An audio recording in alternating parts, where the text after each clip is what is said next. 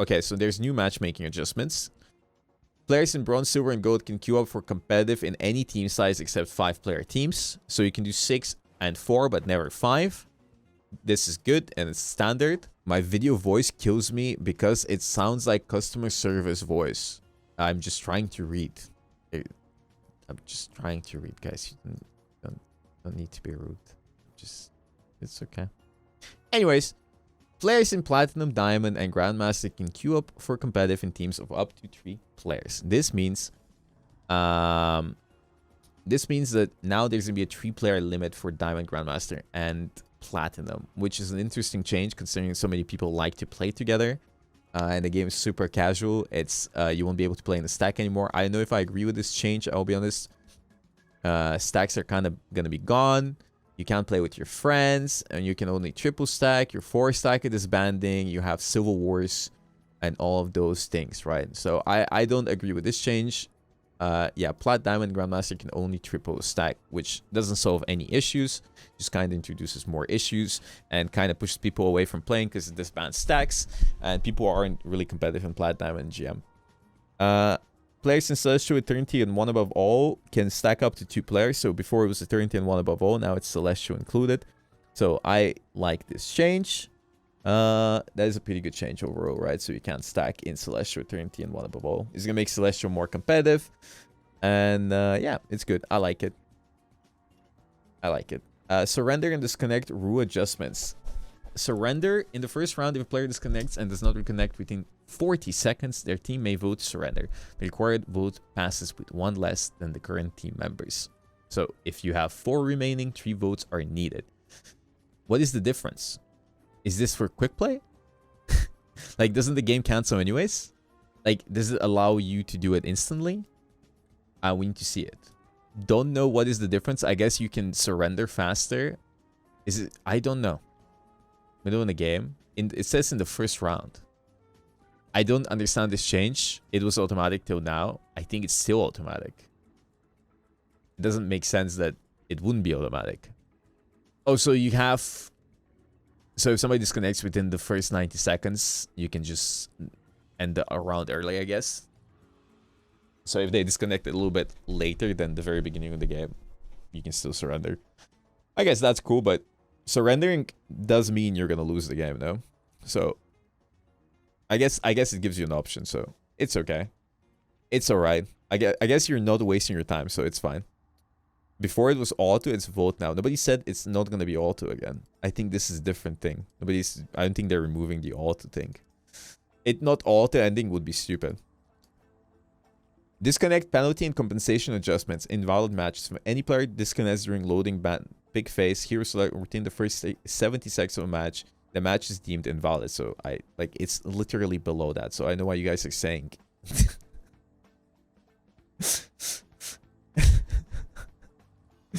Nobody actually read the things underneath. Anyways, the disconnected player receives a tier 1 penalty that scales with repeated offenses, and penalty count increases. For other players, the match ends with no result. So if somebody disconnects in the last 20 seconds, people can surrender. So if they disconnect at the very beginning of the game just ends. If they disconnect later... Oh, okay, wait. I understand. So in the first round, it doesn't matter when they disconnect. It doesn't matter when they disconnect. As long as they're disconnected for 1 minute and 30 seconds, you can surrender. I see. And this is if they leave for 70 seconds or within 70 seconds begin the game just ends. All right, makes sense. That's fine. I like that you can surrender if somebody disconnects in the first round because it's a waste of time. And you just want to get to the next game. And you also get compensated now. That's good. Invalid matches were always a thing. So this time around, I think people just get punished more. Disconnect player does not reconnect before the match ends. Wait, if a player disconnects after 70 seconds, the following applies. Disconnect player does not reconnect before the match ends. If the match ends within 90 seconds of their disconnect, normal settlement based on match result and stats. No penalty. If the match ends 90... See 150 seconds after their disconnect. Disconnect players receives a tier 1 penalty in competitive matchmaking ban. So if somebody disconnects after 70 seconds, okay, and the match ends within 90 seconds, nothing happens. So if somebody disconnects at the end of the game, there's no penalty because they played majority of the game, and I guess it deems it, you know, whatever, right? How does it factor in crashes? I don't think they can determine if somebody left the game or crashed. Thank you so much for the sub. Appreciate it. My alerts are muted. So that's fine because sometimes the game crashes like just before you win, then you win, and then it sucks to lose points. So that is okay. Maybe 90 seconds is too much. Maybe they need to do 30 seconds after they disconnect. And then if the match ends 90 to 150 seconds after the disconnect, they get a tier 1 point penalty. You can see it down below in a bit. And the competitive matchmaking ban. So disconnected player receives a tier 1 point penalty and competitive matchmaking ban. And then it scales depending on how many times they leave. And then they get a penalty count increase depending win or lose. Oh, it doesn't matter if it's a win or lose. And so even if the game is a win or a lose, if they've left for 90 to 150 seconds, they're still getting penalized. And if the disconnect team loses, remaining teammates receive rank point compensation. Okay. And then if they leave for 150 plus seconds, they get a tier 2 point penalty. So they get a harsher penalty and the competitive matchmaking ban against scales. And the penalty count increases. Yes. And if the disconnect team, again, this is the same thing. Disconnect player reconnects before the match ends. If their team wins, nothing happens. If their team loses, penalties based on disconnect to reconnect time as above, but no competitive matchmaking ban. So if you leave the game after 70 seconds and the game ends, nothing happens, 90 to 150 seconds, and then you reconnect, you get penalized, but you don't get banned. And then if you get 150 seconds plus DC, you get penalized, but no, you don't get banned. So as long as you reconnect, you won't get banned, but you still be penalized for leaving the game for a bit. And this is the compensation table. Disconnected player, other players. Okay. So we have the table. You have the time, loading, ban pick, hero select. So if you leave under 70 seconds, tier 1 penalty. Again, penalty count increases, match ends, no result. 70 plus seconds, and then time since disconnect, you get under 90 seconds, normal settlement, no penalty. So if you leave after 70 seconds and you reconnect before 90 seconds after you disconnect. So okay, let me clear it up. If you disconnect in the first 70 seconds and you don't reconnect, the game ends, no result for anybody, you get penalized. If you leave after the 70 seconds and you reconnect after or before the 90-second timer, normal settlement, no penalty. If it's 90 to 150 seconds, you get a tier 1 penalty plus competitive ban plus penalty count increases. And it doesn't matter if you win or lose. Your team gets compensated. 150 seconds or above, you do get penalized. This is all if you do not reconnect, by the way. You get tier 2 penalty, competitive ban, and penalty count increases. Team gets compensated. If you do reconnect within 90 seconds, normal settlement, no penalty. If you do reconnect between 90 to 150 seconds, you get a tier 1 penalty. And penalty count increases, but you don't get banned. And your team gets compensated. And then same thing applies with 150. You get a tier 2 penalty. Okay? So basically, if you reconnect, you don't get penalized, but you get... if you reconnect, or the game ends under 90 seconds, after 70 seconds of the game beginning. So the game starts, 70 seconds pass, you leave the game, because something happens, and then you return within a minute and 30 seconds, you get a normal settlement and no penalty. Or if the game ends, so for example, towards the end of the game, if you DC and there's 90 seconds remaining and the game ends within those 90 seconds, no penalty, normal settlement, nobody gets compensated. But if the game lasts for more than 90 seconds, you get penalized And if you return to the game, you won't get banned. Otherwise, you do get banned. And your team always gets compensated if they lose. And then we have points compensations down below. If you're bronze to gold, you get 12 points. If you're plat to grandmaster, you get 8 points. And celestial to one above all gets 4 points, okay? So if you lose the game and you're about to lose 20 points because your teammate left the game, you're going to get compensated 12 points. So you're going to lose only 8. If you're bronze to gold, okay? And there's a lot of people that leave. If you're celestial to one above all, you're losing 20 points. If your team disconnects, you're going to lose 16 points. And plat to diamond, plat to GM is 8 points. Okay? Thank you for the explanation. I understood nothing. What about crash? Guys, it all leaving the game counts. Like, a crashing counts as leaving the game, guys. I don't think they're gonna say, like, it doesn't matter how or why you leave, right? It's still a chungus. This is very simple. And if you crash, you can appeal the penalty, but you're still getting penalized and your team will get compensated. And if the final score after compensation is above -1, it will be capped at -1. So if a gold player was supposed to lose 10 points because he performed really well and then receives a compensation of 12 points, the result would be +2, but it's always capped at -1, so he's going to lose 1 point, okay? So minimum 1 point lost, okay? Minimum 1 point lost, no matter what. If a player is detected AFK within the first 70 seconds, there's AFK penalty adjustments. The match is invalid. So if he goes AFK and doesn't leave the game, so before it's for leaving, it's invalid. Inactive player gets tier 2 penalty and then gets scaled. And then other players' match ends immediately. Valid matches, so a valid match will always be a game that somebody is AFK or leaves after 70 seconds. Invalid is below 70 seconds. If their team wins, no penalty, normal settlement. If the team loses, tier 2 penalty, competitive matchmaking ban, and teammates do not receive compensation. If your teammate AFKs after 70 seconds, they get punished, but you don't receive compensation. So you get compensated only if somebody leaves.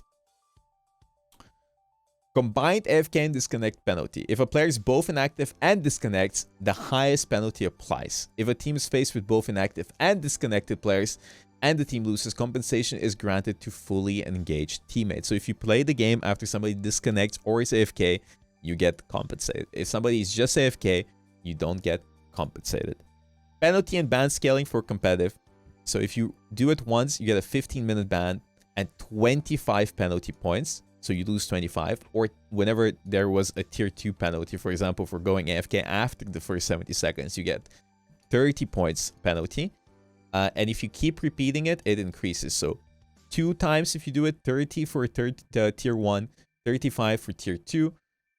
Repeat offenses 3, 3-hour ban, 35 to 40. 4 offenses, 8-hour ban, 40 to 45. And then 5 or more, 20-hour ban, 40 to 45. I think at that point, if you do 5 or more, you should get banned for a day, a week, a month, a season, right? So I think they definitely should do more long bans. The bans should be longer. The points are pretty significant. That's like 2 games in high elo. I think the time for the ban is too low because I don't think there's much difference between 3 and 8 hours because you can just take the day off, or 20 hours as well. So you have to increase it to like a week or a month or a season or half a season or lifetime if you do like 50. Anyways, and then you get quick match penalties. If you leave once, a quick match game, you get a warning. If you leave twice, you get 15 minutes. If you leave 3 times, you get 30 minutes. If you leave 4 times, you get a 1-hour ban. And if you leave 5 or more, you get 8 hours. So don't leave your quick play games because you're going to get cooked. Yeah. Quick play bans are always a little bit suspicious for me. I think you should get penalized for leaving quick play games, but it should be for more games and stuff. Like in the sense that in this scenario, I think it only bans you from quick match. It doesn't ban you from ranked because it says quick match ban. So if this only applies to your quick match games, that's whatever. They made throwing almost impossible. That's so lame. Real human being just typed that. Real human being just unironically came into my stream and typed, I can't throw games anymore. That is insane. Why are you queuing up? Play single player games. Play Oblivion. That guy's called positive energy. Anyways, these changes are really good. I think the competitive ban timer should be longer.